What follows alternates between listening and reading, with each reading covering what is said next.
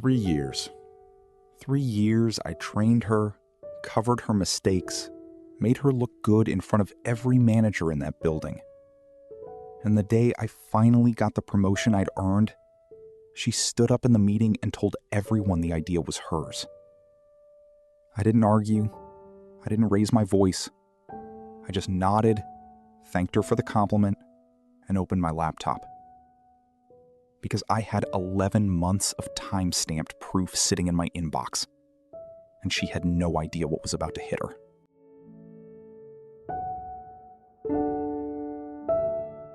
My name doesn't matter for this story, so let's just call me the guy who never missed a deadline.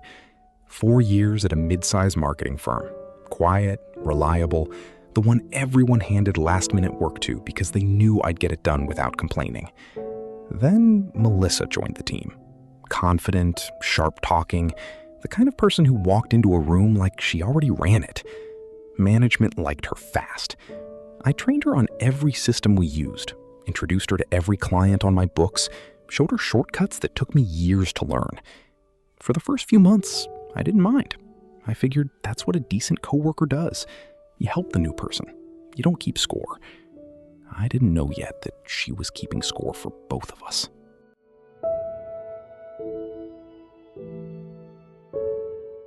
The first time it happened, I told myself it was a misunderstanding. I'd spent 2 weekends building a client retention strategy. Sent it to Melissa to review before our Monday meeting so she'd be up to speed. In that meeting, our director asked whose idea it was. Melissa answered before I'd even opened my mouth. "I've been working on this for weeks," she said. The room nodded. A couple people even looked at her like she'd just saved the account single-handed. I sat there and said nothing. I told myself it wasn't worth the friction, that speaking up in front of the director would make me look petty over one document. I let it go. That was my first mistake, and it wasn't going to be my last.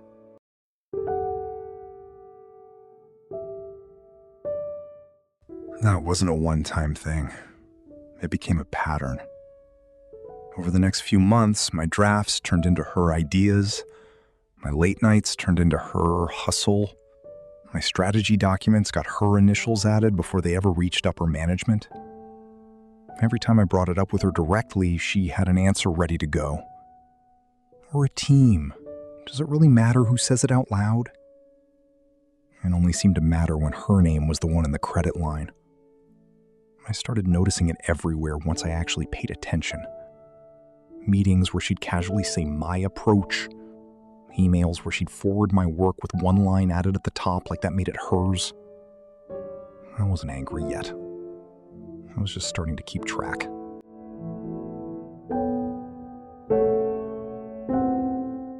Something shifted after the third time it happened. I stopped trying to win the argument out loud and started building a case instead. Every project I sent her, I quietly forwarded a time-stamped copy to a personal folder first. Every draft I wrote, I saved with the original file creation date, untouched. No edits, no overwrites. I wasn't planning revenge at that point. I just wanted proof that the work existed before it ever reached her inbox.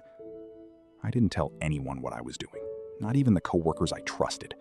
I just kept building the file, month after month, thinking I'd probably never even need it. I had no idea how badly I'd need it in a few months.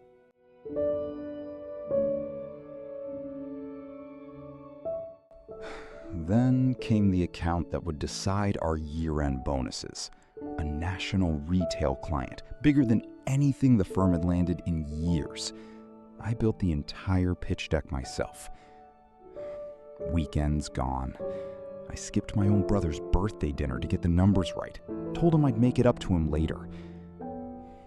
I sent Melissa the final version at 11 at night, just so she'd be in the loop before the meeting the next morning. That was it. Just a courtesy sent. Nothing more. The next morning, she walked into the pitch room and presented it as her own strategy, starting from slide 1, like she'd built it from scratch over the last month while I'd been sitting somewhere doing nothing.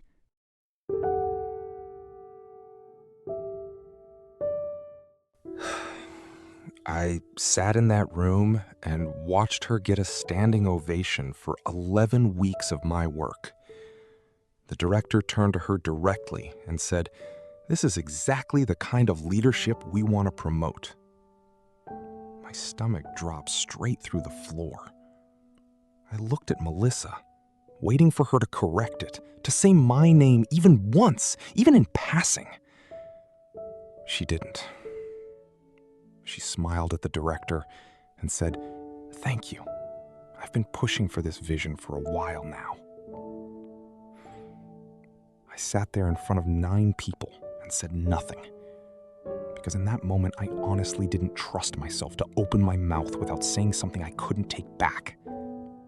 I just watched her take the credit for a project that had my fingerprints on every single slide.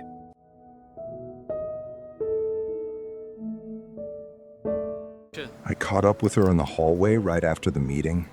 She looked at me like I was being dramatic before I'd even finished the sentence.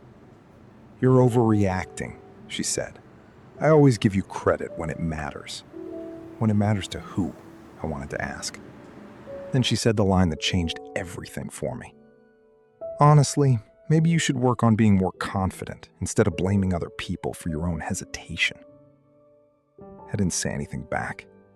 I just walked to my desk, sat down, and opened that folder I'd been quietly building for months. That was the exact moment I stopped trying to reason with her and started planning to end this for good, professionally, and with proof she couldn't talk her way around.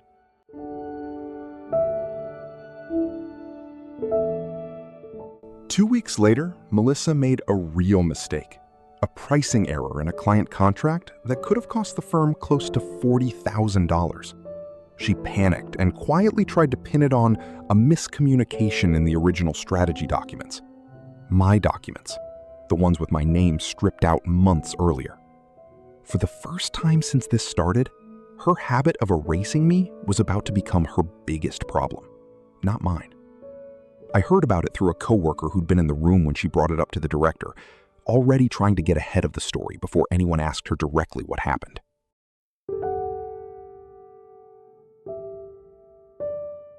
I asked for a meeting with the director and HR the next morning.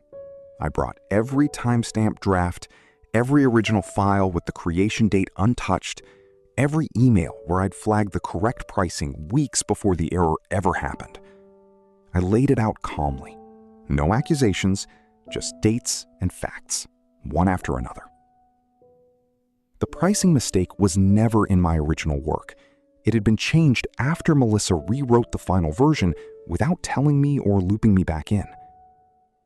I let the paper trail do the talking, instead of raising my voice or making it personal, because I knew the moment I got emotional, this would turn into a he said, she said argument, instead of what it actually was, a documented, time-stamped record of exactly what happened and when.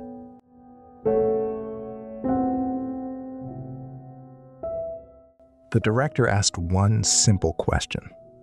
If this is your original work, why has your name never appeared on any of these submissions? I didn't have to answer for Melissa. The metadata did it for me. Every file, every timestamp, all of it pointed to one person building the work and one person quietly erasing the author's name before it ever went upstairs. I watched Melissa's face change in real time. She started to explain, stopped halfway through a sentence, then just stopped talking entirely, because there was nothing left in that folder that worked in her favor. For the first time in almost a year, I wasn't the one scrambling for a response.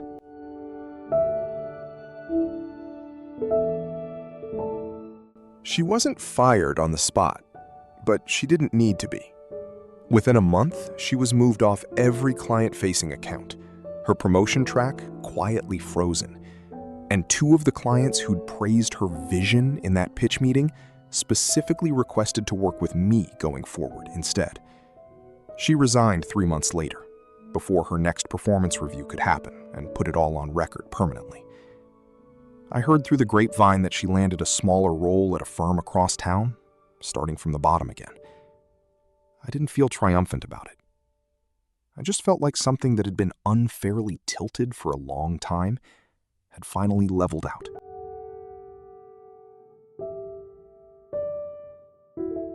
I got the promotion. Not the version she'd taken credit for, a bigger one. Because the director told me straight up he wanted someone on the team he could actually trust with the truth when it mattered. It wasn't really about the title anymore by that point.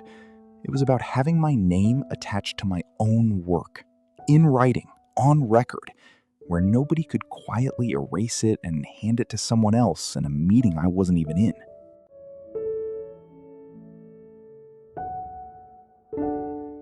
I used to think staying quiet made me easygoing, made me a team player. Now I know it just made me easy to erase. If someone's ever taken credit for your work, document everything. Stay calm and let the facts speak for themselves, because the truth has a way of finding its way back to whoever tried to bury it. If this story hit close to home, you already know exactly who you're thinking about right now. Tell me in the comments. I read every single one.